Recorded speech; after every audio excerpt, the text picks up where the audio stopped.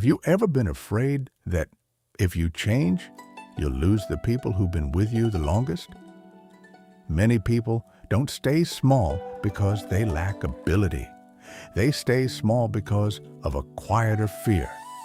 If I grow, will I still belong? Today isn't about cutting people off. It's about how to upgrade your circle without losing your friends. Min is 28. He starts changing, reading more, learning new skills, going to the gym, drinking less. No one confronts him directly, but the comments begin. You've changed. Why are you so serious lately? Acting like you're successful already? Min laughs it off, but inside, he starts shrinking because he doesn't want to lose a 10-year friendship. Min lives in a silent tension. If he goes back to how he was, he loses himself. If he keeps growing, he might lose them. So he chooses the most dangerous option. He makes himself smaller to fit the old table. He stops talking about goals, stops sharing plans, stops mentioning courses. He begins self-censoring. That's how many people stay stuck.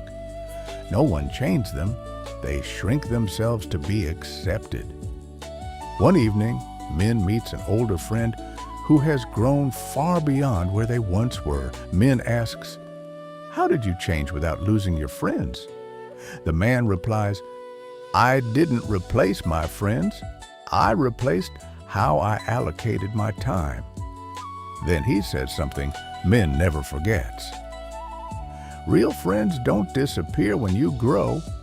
Only relationships built on stagnation do. Imagine 3 circles. Circle 1, the circle of history. These are the people who share your past, memories, emotional bonds, long history. They matter, but they aren't always your direction.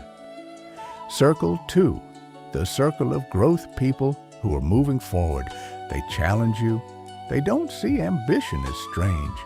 You don't need to love them like best friends. You need to be near them. Circle 3, the circle of mentorship. Fewer people, maybe just 1 or 2. People you learn from. You don't need closeness, you need exposure. The problem isn't circle 1. The problem is when you live only in circle 1 and call that loyalty. Min makes one small shift. Before, 90% of his free time in circle 1, now 60% circle 1, 30% circle 2, 10% circle 3. He doesn't abandon anyone. He simply adds new rooms. At first, his friends react subtly, but Min doesn't argue, doesn't preach, doesn't try to prove anything. He just keeps moving. And something interesting happens. 2 friends start asking, "Where did you learn that? Can I come with you next time?"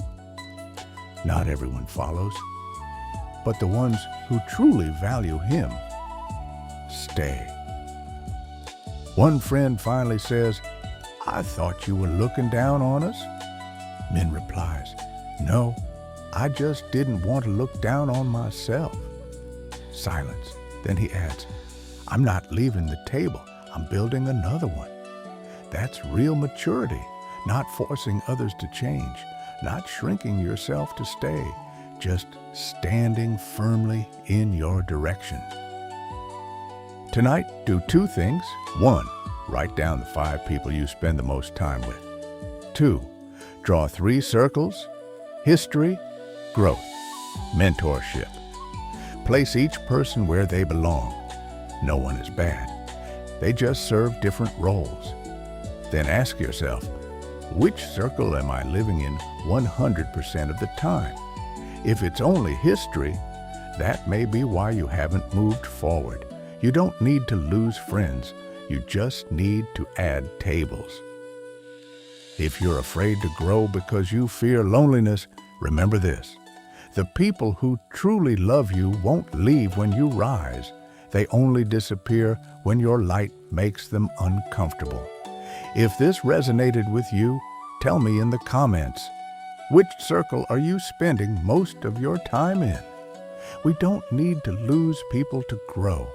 We just need the courage not to shrink ourselves.